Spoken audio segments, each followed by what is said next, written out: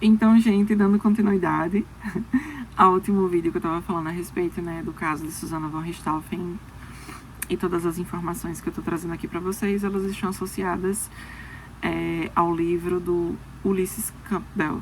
Então, eu tinha, né, parado na questão ali da situação que ela estava solicitando para o seu advogado, que inclusive esse mesmo advogado era muito amigo do seu pai. E diga-se de passagem, Susanna conseguiu fazer com que houvesse uma situação um pouco inusitada. Ela conseguiu fazer com que esse advogado, que era muito amigo do seu pai, se apaixonasse loucamente por ela. Não só ele, mas o filho dele também. Ela conseguiu fazer com que ambos os dois, pai e filho, se apaixonassem por ela. Esse advogado tratava ela como tudo. Ele tentava fazer de tudo para ela. De tudo. Esse advogado, inclusive, iniciou toda a documentação de trâmite para a tentativa de transferência de Suzane desse presídio. E, diante dessa situação, Suzane também enfrentava um obstáculo, que seria basicamente também tentar fazer com que convencesse as outras entidades ali que estavam voltadas ali para a questão da penitenciária, para tentar trazer algum tipo de justificativa plausível para tentar fazer a transferência de Suzane, levando em consideração que os presídios, eles tinham lotações, eles teriam vagas. E por que Susanna von Richthofen teria direito a uma vaga tão disputada em Tremembé, né? Levando em consideração que Tremembé é um presídio que é descrito por várias pessoas por não ter gangues. E por não ter gangues, é um presídio um pouco mais amistoso, de ter uma melhor convivência e, consequentemente, ela conseguir sobreviver àquela situação caótica que ela estava passando dentro dessa situação. Mas vocês devem estar se perguntando, onde está Andreas e Amanda? Bem, Andreas, ele continuou morando, né, na casa sozinho, diga-se de passagem, na mesma casa que foi desenvolvido o crime. Ele continuou morando, inclusive com a menina lá, anteriormente a mesma funcionária. É descrito no livro que ele tornou-se uma pessoa extremamente rigorosa ao que se tratava daquilo que estava relacionado com limpeza e etc. Tornou-se uma pessoa muito ríspida. E a menina que trabalhava lá, ela começou a se chatear com determinadas situações que eram impostas por Andreas, né? Amanda cuidou dele. Inclusive, era Amanda que levou várias vezes Andreas para o presídio para fazer visitação a Suzane. E era uma situação caótica esse processo de visitação. Por quê? Porque era uma situação muito humilhante. O que era descrito no livro é que existia uma fila muito grande e nessa fila, geralmente, eles ficavam cerca de 1h30 nessa fila, debaixo de um sol quente. E quando finalmente eles chegavam na porta de entrada do presídio, eles eram colocados numa situação um pouco inusitadas. Basicamente, eles eram apalpados pelos policiais, né? Eram, né, solicitados para que eles tirassem as vestes, as roupas, e os visitantes, no caso, né, tirassem as roupas e sentassem na tentativa de observar se existia ali algum tipo de trâmite ou tentativa de enviar um celular, enfim, achar algum celular dentro da roupa ou dentro de outros locais. Inclusive, até mesmo a Amanda fez um bolo para Suzane em uma dessas visitações, uma das primeiras, na verdade. Fez um bolo para Suzane, que nesse topo do bolo estava escrito algumas palavras, que era uma situação temporária, que Deus ia ajudar ela, algo do tipo. E a policial que foi fazer a vistoria, né, desse bolo, amassou todo o bolo, fez toda uma papa daquele bolo, porque ela queria ver se existia alguma coisa dentro do bolo, né? Amanda ficou muito triste. porque o bolo ficou completamente destroçado, mas mesmo assim, tanto Andreas como Suzane comeram o bolo. Até Suzane falou que na próxima vez trouxesse creme, porque geralmente era feito esse tipo de procedimento com a finalidade de observar se existia alguma coisa por dentro da comida. Suzane até mesmo falava para Andres que estava muito preocupada, que ela estava sendo ameaçada constantemente pelas detentas de lá. Inicialmente, Andreas, ele tentava ser o irmão de Suzane, tentava por várias vezes, mas ele notava a forma fria como a irmã lidava com a situação. Começou a perceber que a irmã, na verdade, ela manipulou todos e que possivelmente ela estava ali na tentativa de fazer com que Andreas conseguisse fazer uma documentação onde declarava que ele queria muito que Suzane tivesse também direito e acesso às propriedades dos pais, né? Aquele que poderia ser herdado para ela. Inclusive, Andreas acabou até fazendo essa documentação. Andreas fez a documentação descrevendo para o advogado, posteriormente,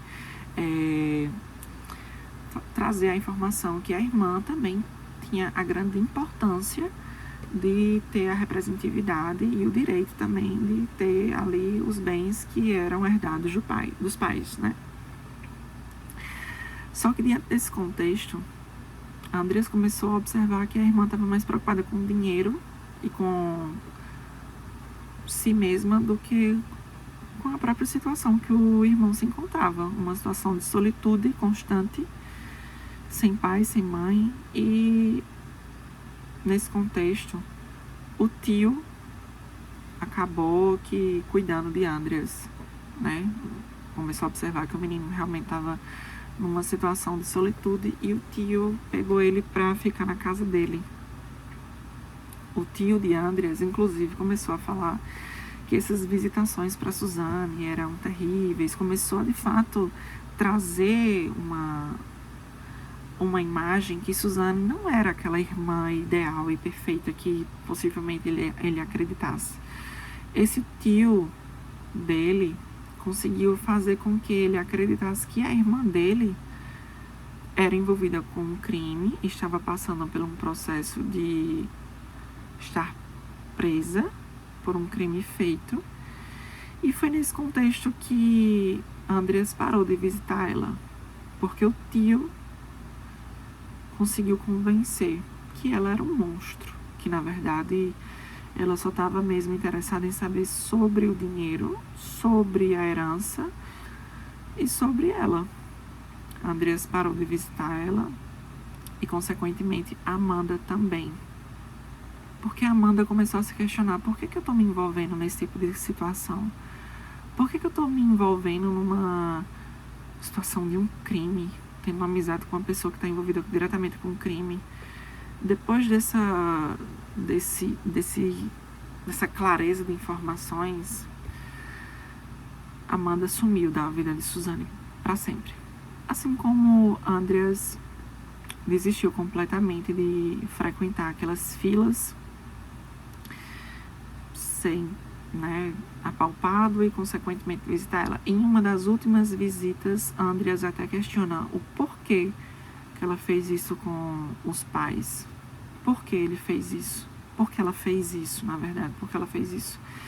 E sempre ela fica com um silêncio muito atordoso quando ela é questionada sobre isso. Ela, inclusive, é questionada por psicólogos como é que ela pretende lidar com essa situação quando supostamente ela tivesse filhos.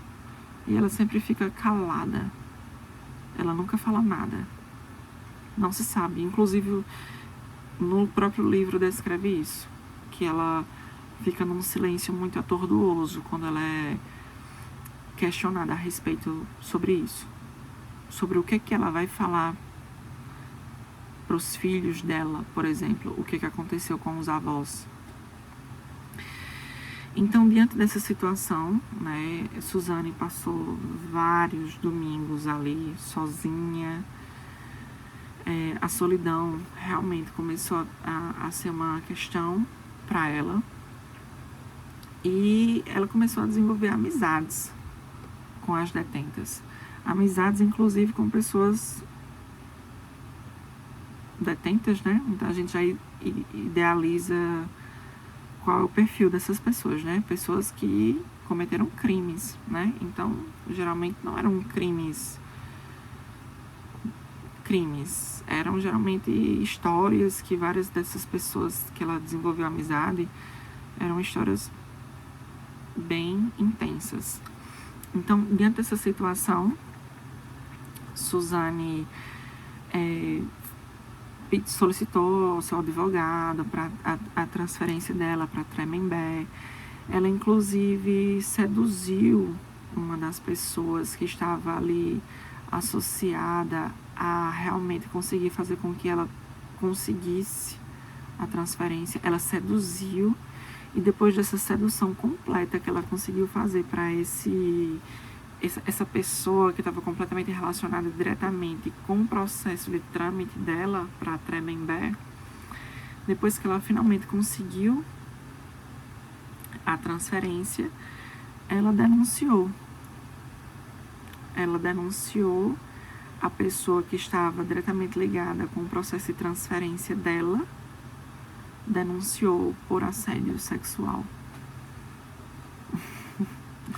Obviamente, né, essa pessoa ela foi afastada do trabalho por esse motivo.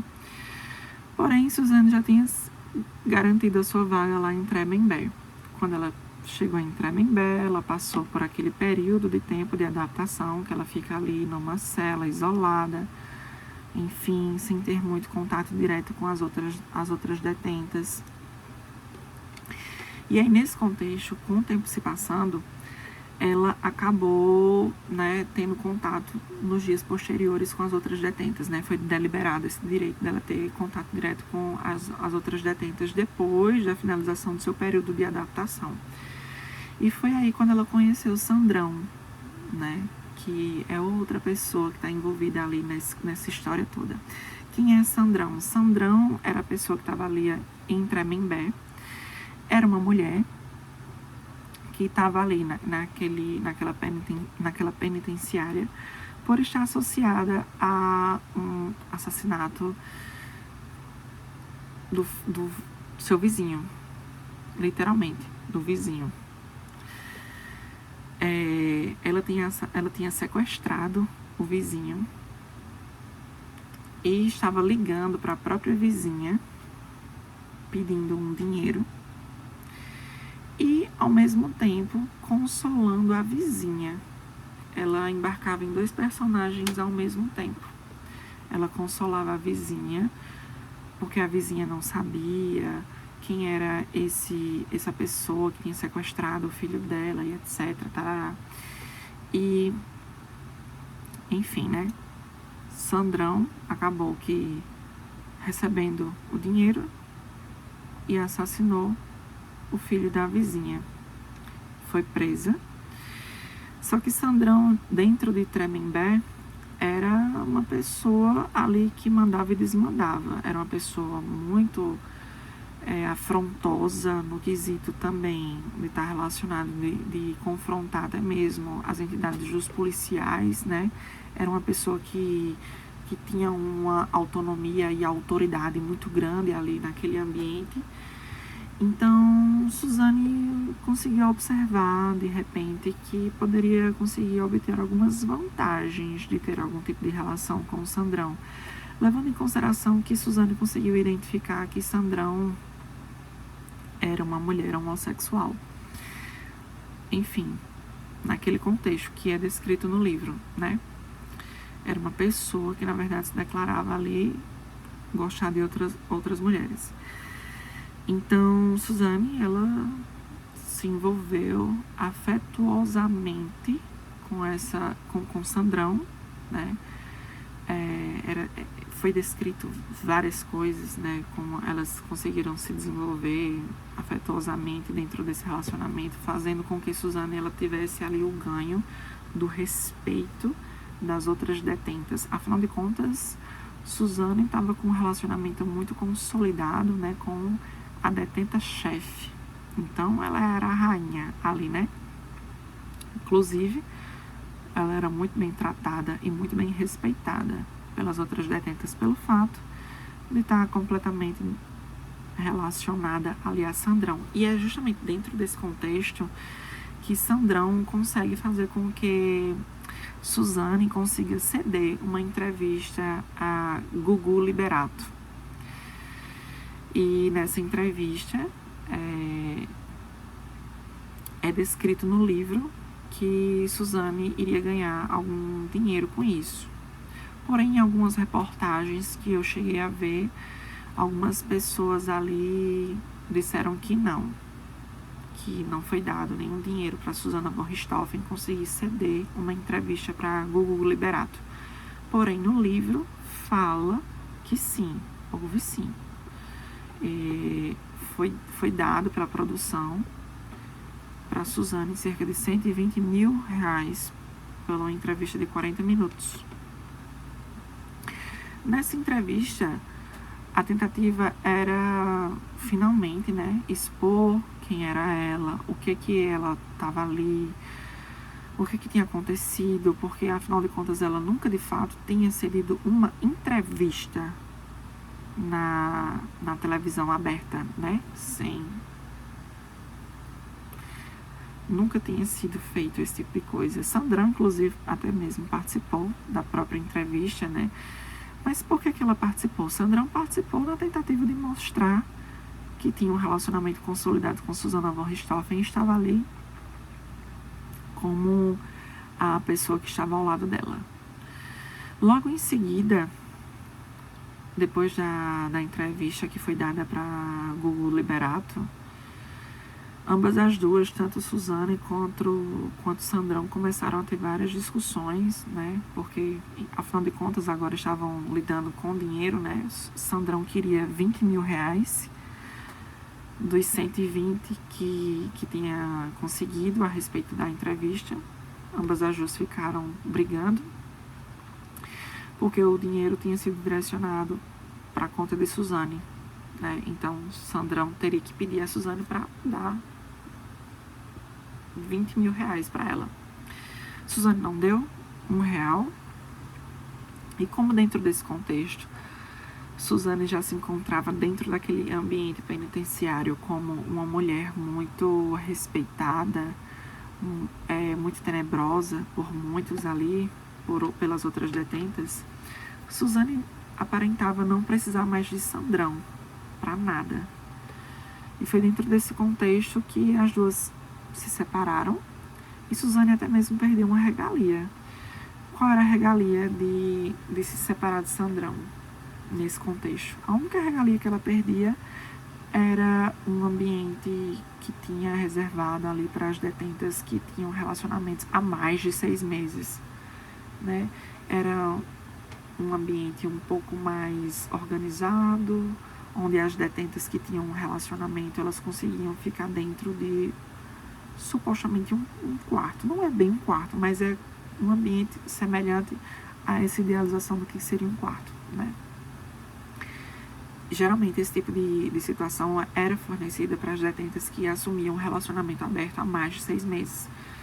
Então, quando Suzane rompeu esse relacionamento, ela voltou para os quartos solitários de mulheres solteiras, né? Então, mas nesse contexto, ela já se encontrava ali dentro de um poder de autoridade muito grande dentro da penitenciária de Tremembé. Então, ela não precisava mais de Sandrão, e levando em consideração que Sandrão já estava muito próximo também a ser direcionada para o regime aberto. O que seria o regime aberto?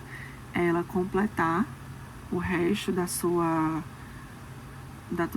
sentença em um determinado endereço, em uma determinada cidade, sem poder sair daquela cidade, onde os policiais iriam ligar para ela para perguntar onde ela estava. Ela iria ficar solta, porém solta dentro de uma cidade. Ela não iria poder, de repente, ter a liberdade de viajar, ou, enfim. Ela iria ter que, posteriormente, ficar indo na delegacia em determinados prazos para prestar esclarecimentos acerca de como ela está ganhando a vida, de como ela ganha dinheiro, enfim. Isso é o regime aberto. Já é ali as proximidades da liberdade definitiva. A não ser que cometa um próximo crime, né? Então, Sandrão acabou indo para o regime aberto e Suzane ainda prevaleceu ali naquele contexto de estar dentro daquela penitenciária. Ela, inclusive, se associou a várias amizades. Uma delas foi com uma das pessoas que estão relacionadas com o caso Nardoni, né?